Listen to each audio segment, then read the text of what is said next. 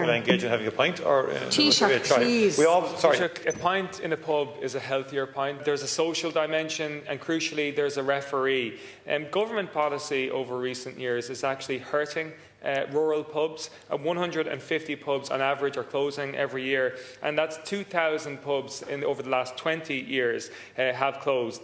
I want to raise an issue, the excise duty. There's various different taxes. A third of the cost of a pint goes on excise duty. It's the second highest in Europe, and it is hammering rural pubs.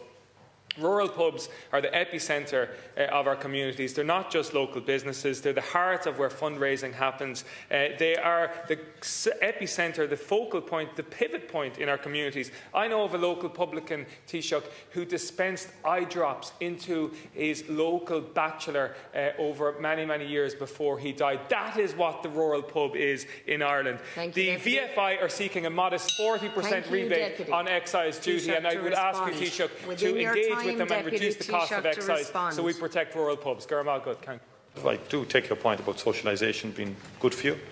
Professor Luke O'Neill has written about that in his Sunday Independent articles, about socialisation being a very important metric or factor in the mental well-being of people and the physical well-being. But there's a multifactorial reason for closure of rural pubs. It's not all just about the excise duty.